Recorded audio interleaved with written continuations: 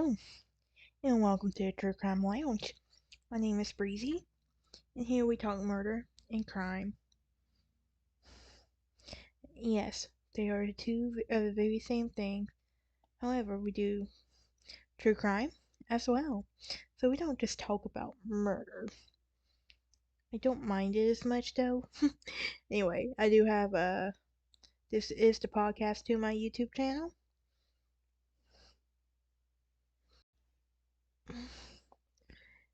You can also catch me on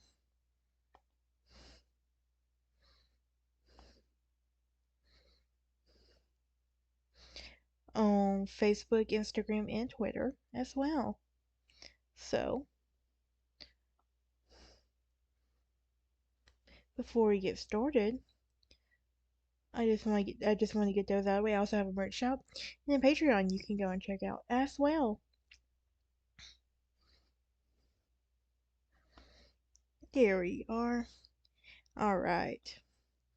Now, on today's episode of our mini series, we are midway through and we're talking about Bobby Joe Long, known as the classified ad rapist. He coincides with our spooky season mini series and is perfect. So, Long is known as the classified ad rapist and was a serial killer and rapist, and his long days of murder was between May to November 1984, with 10 known victims. His victims include Lisa McVeigh, which you can go back on the I Survived miniseries and learn about her case, Nugent T. Long, Michelle Simms, Elizabeth Lodenbach, Chanel Williams, Kimberly Hobbs, Virginia Johnson, Kim Marie Swan, Vicky Elliott, and an unidentified woman. His methodology includes strangulation, asphyxiation, shooting, and cutthroat. The crimes took place in the Tampa Bay area, and he was sentenced to death July 25, 1986. So, who is he? Well, I promised y'all I would do a video on just him, and here we are. Um, Long was born October 14, 1953, in Canova, West Virginia. He could be classified as someone destined to be a serial killer. Members of his family suffer from a genetic disorder characterized by having an extra X chromosome, so this would cause him to produce abnormal amounts of estrogen in puberty. This resulted in breast enlarging, surgery removing 6 pounds of excess tissue from the from his chest, and the resultant gender confusion rename. His mom shared he even shared a bed with his mom till he was 13. Now I co-slept with my mom, me and my sister did, but it was like long. We stopped that once we got to a certain age. It was way before 13, though. I know that. Um, his mom was twice divorced and denied allegations that he watched her entertain numerous guys there in their one-bedroom apartment. So, aside from genetic and family problems, Long also suffered from a series of grievous head injuries beginning at age 5. He was knocked unconscious in a fall from a swing, one eyelid skewed by a stick the following year, and he was thrown from his bicycle, crashing headfirst into the park, with injuries including loss of several teeth and severe concussion. At the age of 7, he fell from a pony onto his head, remaining dizzy and nauseous for several weeks after the accident. So at age 13, Long met the girl who would become his wife, and he gave up sleeping with his mom. Still weird. But various accounts agree that he was dominated by his girlfriend almost from the moment of meeting, and his mom kept her hand in too. The females in his life apparently cooperating rather than competing. Long enlisted in the army prior to marriage, and he crashed a motorcycle 6 months later, shattering his helmet with the impact of his skull on impact. So, convalescing at the hospital, he was known alternately stricken by blinding headaches and unpredictable violent wages, discovering the new obsession with sex While still in a cast, Long masturbated 5 times a day, gross, to relieve himself, continuing the practice at despite twice daily intercourse with his wife. Still, it was not enough, and he soon began to search for other prey. So between 1980 and 83, he terrorized the Florida communities of Miami, Ocala, and Fort Lauderdale as declassified as rapist, preying on housewives in midday attacks, dropping by while their husbands were working. Long typically produced a knife, bound his victims, raped them, and violently robbed their homes before he fled.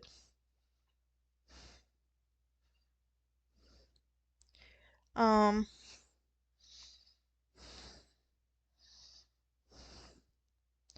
Violently before he fled. I lost my point. Oh yeah. Convicted of rape in November 1981. Long was cleared in appeal or discovery of witnesses alleging that the victims consent, so the attacks continued and murder shortly after to list of his crimes. So, unlike the 50 women raped by Long, his murders were selected from the ranks of prostitutes or other women whom he viewed as tramps. So, between May and November 1984, he was strangled, stabbed, and shot at least 9 victims, and 10 suspected by police, but never charged against him. In early November, he snatched a 17-year-old girl off the street and raped her, sparing her life, and described acts of incest performed by her father. Is releasing a victim capable of describing him in a car. Long sealed his own fate, but police were too slow to save the victim, Kim Swan, murdered 2 days after the final frenzy. Arrested November 17, 1984, Long was charged with 9 counts of first-degree murder, plus felony counts of abduction, rape, and sexual assault on his surviving victim. Convicted at the trial in early 1985, he was sentenced to die. Bobby Joe Long was also known as Bobby Joe Long, but spelled Bobby with an IE, Robert Joe Long, Robert Joseph Long, and is an American serial killer. And as of October 2007 on death row in the state of Florida. So, he abducted, sexually assaulted, murdered at least 10 women in the Tampa Bay area during an 8-month period in 1984. He released his last victim and sexually assaulted her for a period 26 hours, in which you can go back and look at that case because I talked about it. She provided information to the police that enabled them to track him. So, Long moved to Tampa area in 1983. The Hillsborough County had been averaging about 30-35 homicides per year in the 80s. Then in 1984, the murder rate escalated. During one 8-month period, a killer with a unique method of finding, raping, and killing his victims. That was his MO. Then dumping them in an unusual position and poses, averaging about a murder every week. The first victim was scheduled in May 1984 when the Hillsborough was discovered, not scheduled. No, I said that.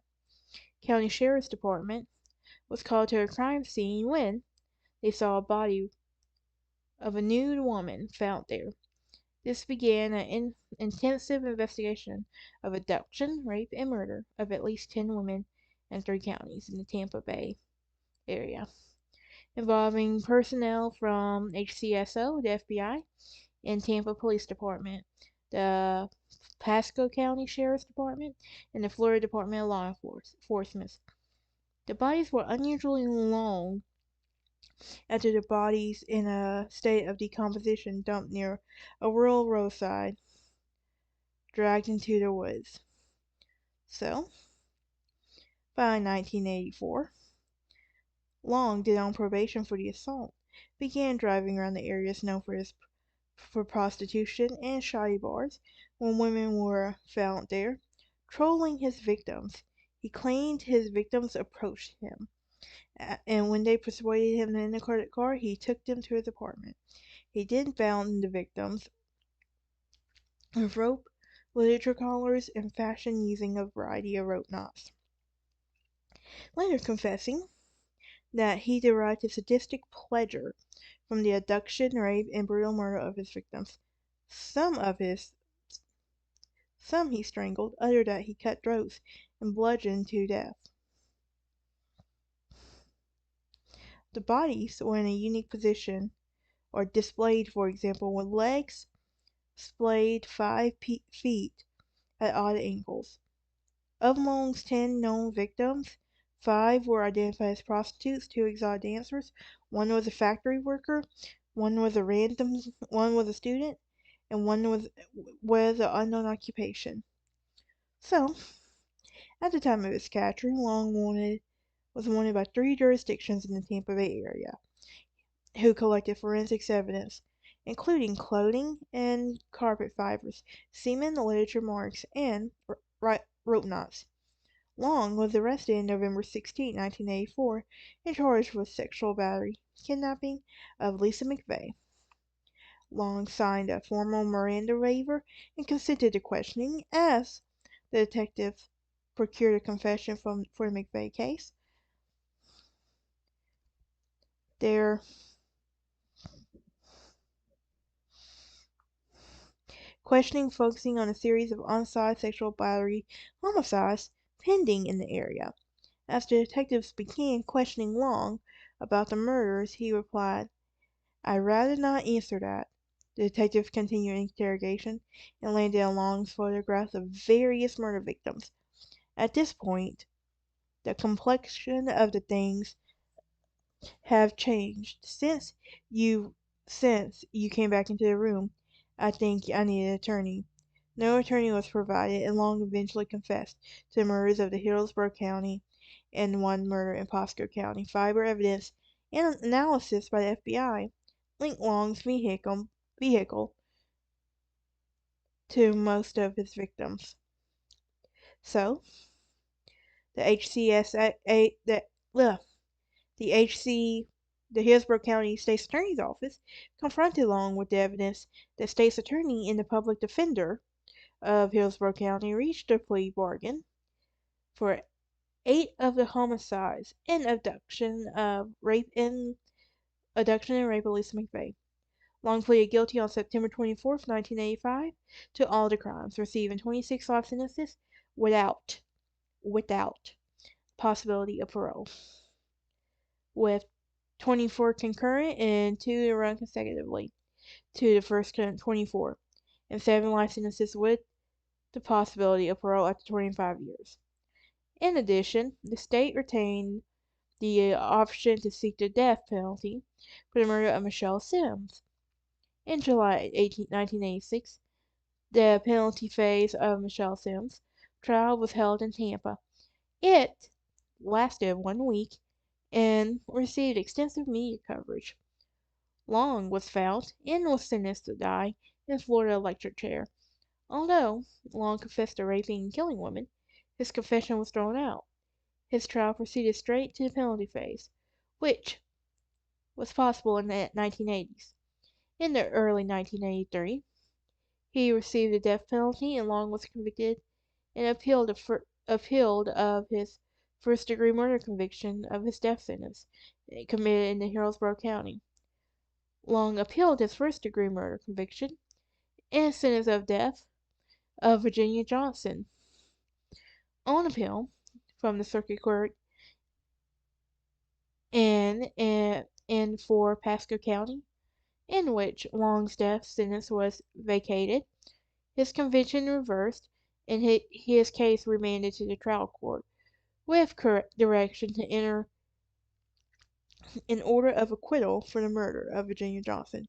On February 24th, 1999, Long was accused of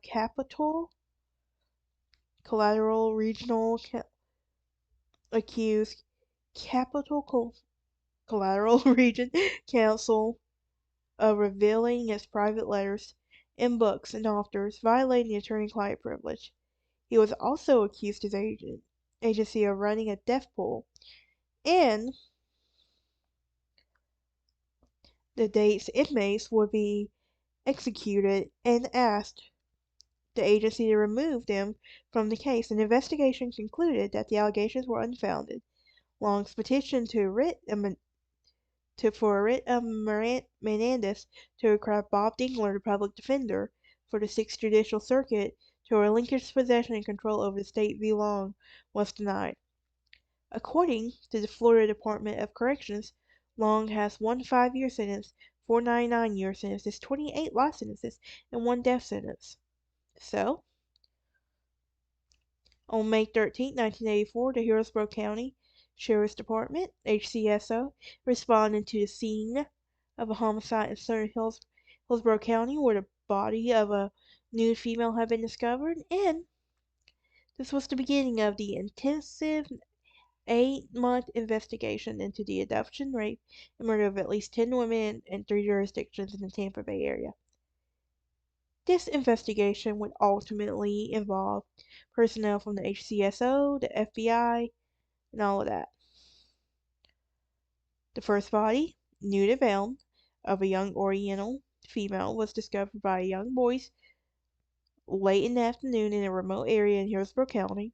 She was identified as Nejon Tylong. I apologize in advance if I am butchering that up. I am terrible with names.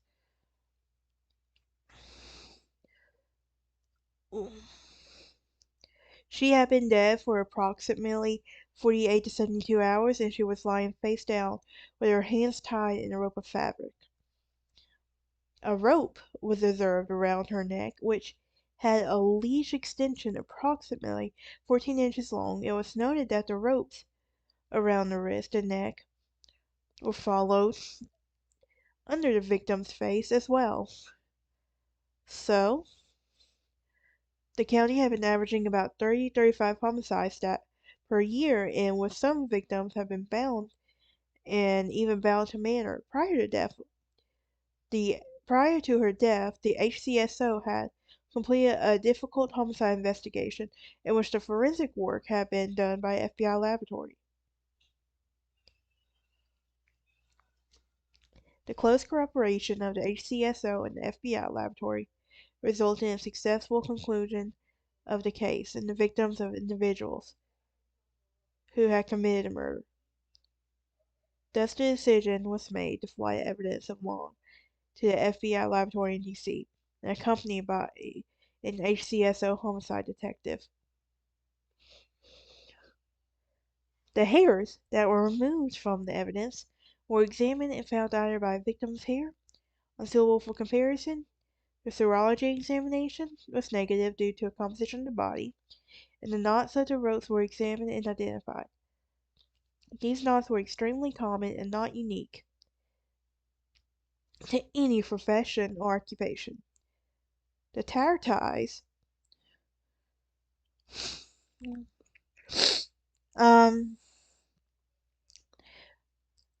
tire tread impressions were examined, and the photography of these victims were kept for future reference.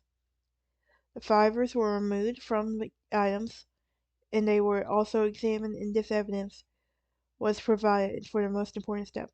Eventually, it will provide the most critical evidence in the entire case.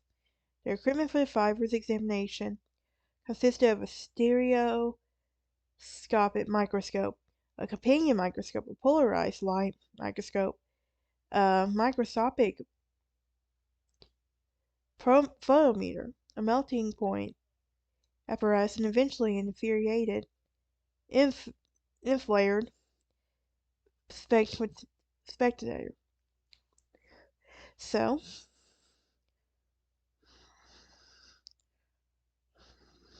two weeks later, May 27, 1984, at approximately 11:30, a body of a young white woman was discovered in an isolated area in the eastern Hillsborough County. The last victim, she was also found nude, with clothing near her body. The victim was on her back and her hands bound at her waist, and ligature around her neck. Her throat had been cut. She had sustained multiple blunt injuries to the head. She was also, this time, it had been approximately 8 to 10 hours before her body was discovered.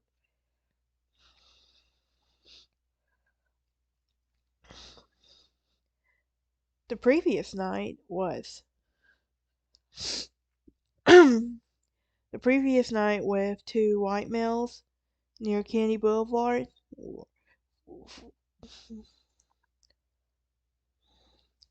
So, June 24th, the body of another woman. So, on June 24th, 1984, the body of another woman had been found, the third victim of a series of homicides. Although this was not known for a few months.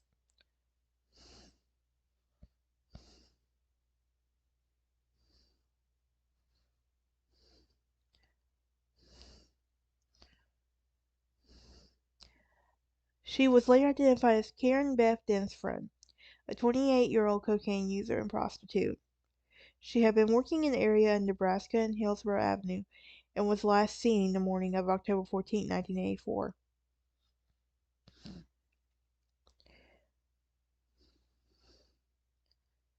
So the evidence from the Demsville disposal site was directly sent to the FBI laboratory, and it yielded to be very valuable to the FBI. Again, these red carpets is what helped really, and the fact that he let Lisa McVeigh live. So, on October 30th, 1984, another remains were found to be discovered on Highway 301 in northern Hillsborough County, just south of the Pasco County line. Like all the others, new were close beside her in a unique position. Like, he would continue doing this, that's the thing. Like, there's so much details, but I'm not gonna go into too much details with y'all because some of y'all might be sensitive stomach and don't want to hear it. That's the thing. I'm trying to be sensitive with your stomachs on that. But it's basically repeating the same thing. His MO never changes. So, these following teams were organized from the task force. Arrest team was selected to physically arrest Long. Two of these officers were selected to interview Long of the arrest. Search and seizure team from the vehicle. Search and seizure team from the residence. Neighborhood survey.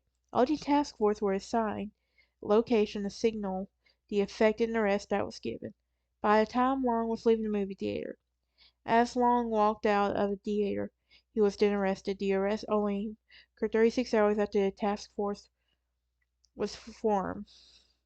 So, Long was returned to his apartment with approximately 10 to 15 detectives awaiting in the jurisdiction of Hillsborough to first serve a search warrant, while the owners of the property is there to witness the search.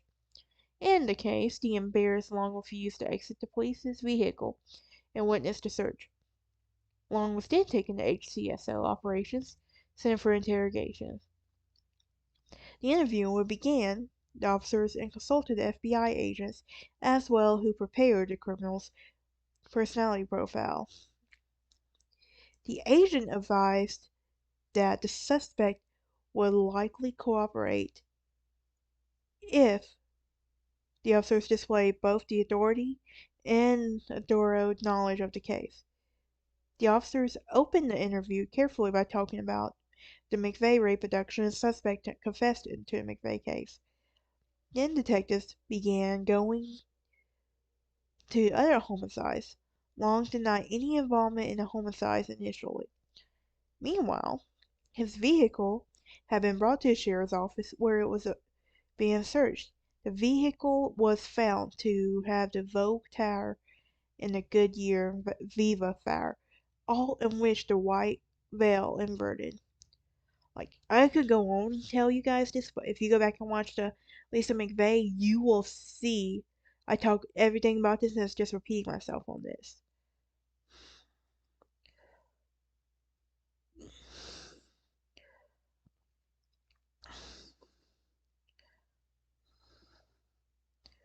So his first trial was held in Dade County, Florida, and this was the murder of Virginia Johnson. the strongest evidence presented at trial in the hair fiber associations, as well as the confession of Long. The trial lasted a week, with a lot of media coverage, so it was already in the court of public opinion. That's the thing about these cases. Then he was tried for Michelle Simms, and this case was picked up for a brutal nature in which she had been killed by a fact containing the strongest forensic evidence. The second to be tried was Karen Dennisfield case as a result of discussions between the Hillsborough County State's Attorney's Office and the Public Defender's Office of Hillsborough County. A plea bargain was agreed upon for the 8 of the homicides and the abduction of Raymond Lisa McVeigh. Long pled guilty to September 24th, 1985 to all of these crimes, receiving his punishment.